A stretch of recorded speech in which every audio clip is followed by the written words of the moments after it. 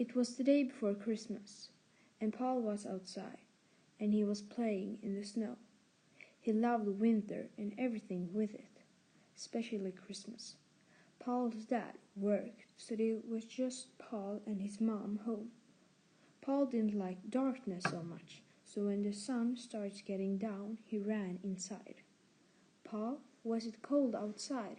asked Paul's mom, Camille. "No, but it starts being dark," said Paul. "Okay, are you hungry?" asked Camille. "Yes, I am," said Paul, and he looked into the kitchen. "Your dad will be home soon," said Camille. "Okay," said Paul. "He'll buy food to us," said Paul's mom. "Yes, takeaway, that's my favorite," said Paul. And just when they were talking about Marcel, Paul's dad, he came. He also had food with him. So the whole family walked into the kitchen and they ate. After the big hamburger and all the Coke he drank, he was so tired. So Paul went upstairs to his room, and there he fell asleep at his floor next to his bed. Marcel went upstairs and he saw Paul sleeping on the floor, so he carried him to his bed, and after that Marcel and Camille go to bed too. From nowhere, Paul woke up. He heard a high noise. He was thinking, what can it be? In the middle of the night. Paul decided to look after what it was, so he walked downstairs, but nothing was there. He heard it again, and when he looked out into the window, he saw it. It was a penguin with clothes. First, Paul thought he was dreaming, but he wasn't. He decided to ask the penguin what he was doing here, so he ran to the hall. He put his shoes on and he ran outside, and he saw the penguin. "What are you doing here? You scared the shit out of me," said Paul. "What do you think I'm doing?" asked the penguin with a high voice.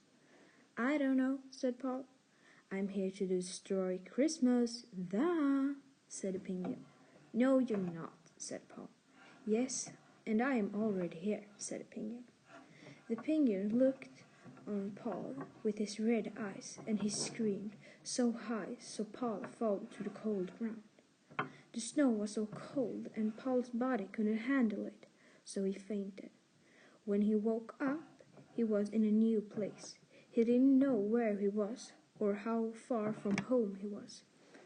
It was really dark in the room, but it was a paper on the floor that he decided to read. "Hello, you weird boy.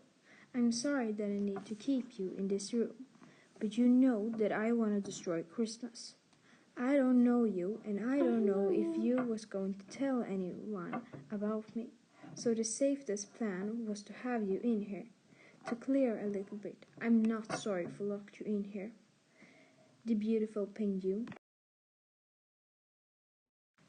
Paul was really scared now. The evil penguin was going to destroy the Christmas. He ran fast to the big door and he started screaming for help. "Help! Help! Help!" he screamed. Then he heard a voice said, "I'm here. Can you be quiet?" It was a girl in his class that helped him out. She had brown hair and a pink pajamas. "What are you doing here in the middle of the night?" asked Agnes.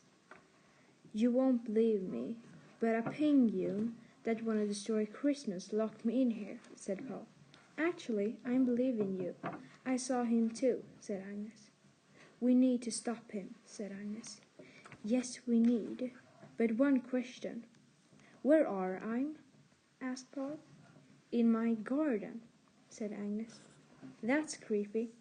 Anyway, we need to find him," said he. And the two of them walked together into Agnes' house, and they changed clothes.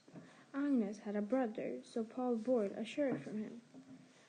And they walked together to the middle of the town. It was cold outside, and it was much snow. After the long walk, they saw the penguin's footsteps in the snow, so they followed them to a house. And the step just ended, so they decided to go into the house and look. It was cold and dark in the big house, The wall was painted blue and red. "Agnes, he is here," whispered Paul to Agnes. "Yes, bingo," said Agnes. "I know what we can do," said Paul. "What?" asked Agnes. "I can distract him under the time you can take a chair and a rope," said Paul. "What are we going to do with that?" asked Agnes. "I can put him down, and then you can tie him," said Paul.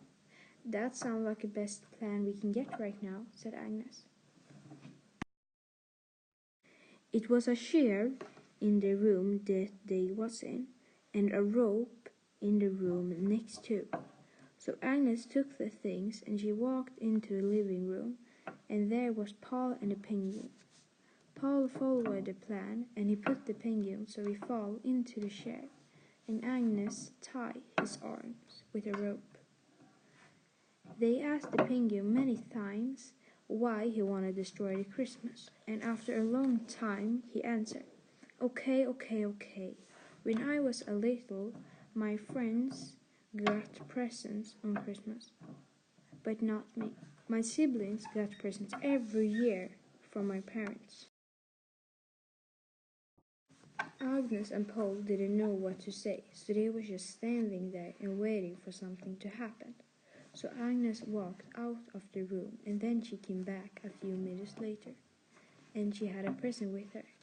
She gave the present to the penguin, and he smiled, and after that Paul woke up. Now he was home in his own bed. Paul ran downstairs and looked in the hall. Everything was normal, and when he looked outside, there wasn't footsteps in the snow. Paul was confused, so he walked into the living room, and under the Christmas tree he saw a big present with his name on. He took the present and opened it. It was a penguin toy and a note. He looked on the note, and it said, "Merry Christmas, Paul. I'm sorry for your dream that you had. One of my new friends didn't know how to do good dreams. Anyway, I hope you have a really good Christmas. From Santa."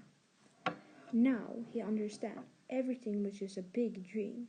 Paul was standing with his toy in the living room. It was so dark outside, so he decided to wake up and try to sleep again, and he fell asleep. Merry Christmas.